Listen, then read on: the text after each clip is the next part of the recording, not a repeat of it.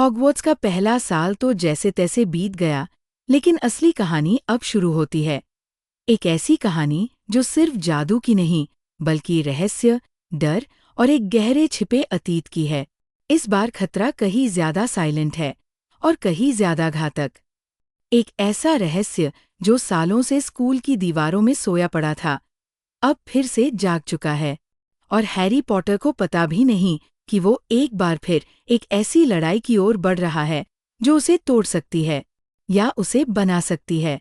ये कहानी है उस छुपे चेंबर की, जहां सांपों की फुसफुसाहटें गूंजती हैं, दोस्ती की परीक्षा होती है और एक ऐसा अंधेरा वापस आता है जिसे वो पीछे छोड़ चुका था, या शायद कभी छोड़ा ही नहीं था।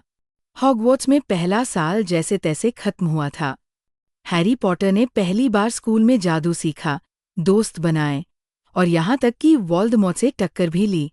लेकिन अब गर्मी की छुट्टियां चल रही थी और हैरी एक बार फिर डर्सली परिवार के साथ बंदी की तरह रह रहा था। जादू से दूर, दोस्तों से दूर और सबसे ज्यादा अपने असली जीवन से दूर। वो खिड़की के पास बैठा आसमान ताक रहा था, मन ही मन सोच रहा था, क्या कोई मुझे याद कर रहा होगा? क्या मैं कभी फिर से उस जादुई दुनिया में लौट पाऊंगा? और तभी टप, एक अजीब सी आवाज आई, जैसे कोई छोटा सा प्राणी कमरे में आ गिरा हो। हैरी ने देखा, सामने खड़ा था एक नन्हा, कानों वाला, अजीब सा जीव, डॉबी, एक हाउस एल्फ। डॉबी काँप रहा था, रो रहा था और गिड़गिड़ा रहा था, हैरी पॉटर, आप हॉगवर्ट्स मत जाइए, वहां बहुत खतरा है, बहुत भयानक चीजें घटने वाली है। हैरी चौंका, एक तो एल्फ घर में घुस आया था, ऊपर से ये चेतावनी। पर डॉबी कुछ छुपा रहा था। वो साफ कह नहीं रहा था कि खतरा क्या है, बस ये कहता रहा कि हैरी को स्कूल नहीं जाना चाहिए।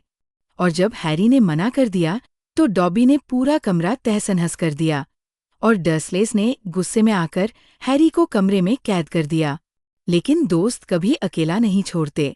रॉन अपने जुड़वा भाइयों फ्रेड और जॉर्ज के साथ उड़ती हुई कार में आया और हैरी को डर्सली हाउस से चुरा ले गया। हवा में उड़ती कार, खुला आसमान और आज़ादी की वो पहली सांस। हैरी को पहली बार लगा कि वो किसी के लिए मायने रखता है। रॉन का घर, द बरो, जादुई, प्यारा और अजीब, लेकिन भरा हुआ था प्यार से। वहां उसकी मुलाकात होती है रॉन की बहन जिनी से, जो हैरी को देखकर बस शर्म से मुस्करा देती थी। छोटी सी, मासूम सी, लेकिन कौन जानता था कि आगे चलकर जिनी इस कहानी का सबसे बड़ा रहस्य बन जाएगी। हॉगवर्ट्स का नया साल शुरू होता है, लेकिन जैसे जैसे स्कूल खुलता है, अजीब घटनाएं घटने लगती है। एक दिन हैरी और रॉन ट्रेन पकड़ने ही नहीं जा पाते। प्लेटफॉर्म 9 में दीवार जैसे उन्हें रोक रही हो। मजबूरी में वो उड़ती कार से स्कूल जाते हैं और सीधा पेड़ से टकराते हैं। वो पेड़ कोई मामूली पेड़ नहीं था, वो था द वॉम्पिंग विलो, गुस्सेल, हरकत करने वाला पेड़। और फिर शुरू होती है एक और साल की मस्ती, मुसीबत और मौत की आहट। हैरी को अचानक कुछ आवाजें सुनाई देने लगती हैं। दीवारों के अंदर से फुसफुसाहटें, सिसकारियां, जैसे कोई सांप बोल रहा हो। और जब पहली बार हैरी सांपों की भाषा में बोलता है, सब चौंक जाते हैं। ये शक्ति, पार्सलटंग, बहुत दुर्लभ है और आमतौर पर काली शक्तियों से जुड़ी मानी जाती है। फिर आता है पहला झटका। स्कूल की दीवारों पर खून से लिखा जाता है, the chamber of secrets has been opened, enemies of the heir, beware. साथ ही मिसेस नॉरिस, स्कूल के केयरटेकर फिल्च की बिल्ली, पत्थर बन जाती है। पूरे स्कूल में खलबली मच जाती है। एक के बाद एक मगलबॉर्न छात्र पत्थर बनते जाते हैं। डर, अफवाहें और पुरानी कहानियां फिर से जिंदा हो जाती है। The chamber of secrets, Slytherin का वंशज और एक रहस्यमयी डायरी जो जिनी के हाथ लग जाती है। हैरी, रॉन और हरमाइनी इस रहस्य को सुलझाने में जुट जाते हैं। वे पॉलीजूस पोशन बनाते हैं, खुद को मैलफॉय और उसके दोस्तों में बदलते हैं ताकि सच्चाई जान सकें। लेकिन जवाब मिलने के बजाय सवाल और गहराते जाते हैं। हरमाइनी भी एक दिन पत्थर बन जाती है और हैरी अंदर से टूटने लगता है। जिनी भी अचानक लापता हो जाती है। और तब प्रोफेसर डम्बलडोर को स्कूल छोड़ने के लिए मजबूर किया जाता है। हैरी और रॉन को पता चलता है कि चेम्बर ऑफ सीक्रेट्स की चाबी उस डायरी में है जो कभी टॉम रिडल की थी। लेकिन ये कोई आम डायरी नहीं थी, ये एक हॉक्रक्स थी। हालांकि ये राज उन्हें बाद में पता चलता है। डायरी जिनी को वश में कर चुकी थी। अब हैरी और रॉन प्रोफेसर लॉकहार्ट को साथ लेकर स्कूल के नीचे छिपे चेम्बर में उतरते हैं। सुरंगें, अंधकार और एक राक्षसी सांप, द बेसिलिस्क, जिसने जिनी को लगभग मार ही डाला था। वहां हैरी का सामना होता है टॉम रिडल से, जो असल में वोल्डेमॉर्ट का युवा रूप था।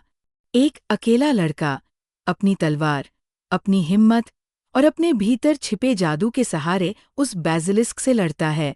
फॉक्स नाम का फीनिक्स उसे आंखों की रक्षा देता है और द स्वॉर्ड ऑफ गॉड्रिक ग्रिफिंडर बेसिलिस्क के दिल में उतरती है। डायरी को हैरी बेसिलिस्क के दांत से छेद देता है और रिडल का अंत हो जाता है। जिनी बच जाती है। स्कूल फिर से जी उठता है। हरमाइनी भी ठीक हो जाती है और प्रोफेसर लॉकहार्ट की याददाश्त हमेशा के लिए चली जाती है, जो शायद अच्छा ही हुआ। सबसे सुंदर पल तब आता है जब हैरी डॉबी को आज़ाद कर देता है, एक जुर्राब के जरिए जो वह चुपके से लूशियस मैल्फॉय के हाथों में देता है। डॉबी की आंखों में चमक होती है और उसकी आज़ादी पूरे दर्शकों के चेहरे पर मुस्कान ला देती है। ये सिर्फ जादू या एक स्कूल की कहानी नहीं थी। ये थी साहस बनाम डर की लड़ाई, भरोसे बनाम भ्रम की टक्कर और एक बच्चे की उस यात्रा की जो हर कदम पर खुद को साबित कर रहा था। हैरी अब पहले से ज्यादा मजबूत है, लेकिन साथ ही उसका दिल पहले से ज्यादा कोमल भी है। उसने न सिर्फ एक रहस्य को सुलझाया, बल्कि यह भी जाना कि सच्ची ताकत तलवार में नहीं, चरित्र में होती है। हर साल हैरी के लिए एक नई परीक्षा है, लेकिन हर बार वो अकेला नहीं होता। उसकी दोस्ती, उसका साहस और उसकी सच्चाई, यही उसकी सबसे बड़ी ताकत है। द चेम्बर ऑफ सीक्रेट्स हमें सिखाती है कि अंधेरा चाहे जितना गहरा क्यों न हो, अगर दिल में उजाला हो तो कोई भी रहस्य, कोई भी राक्षस हमें रोक नहीं सकता। अगर आपको ये वीडियो पसंद आई तो लाइक, शेयर और सब्सक्राइब ज़रूर करें। मिलते हैं अगली वीडियो में एक और किताब के साथ।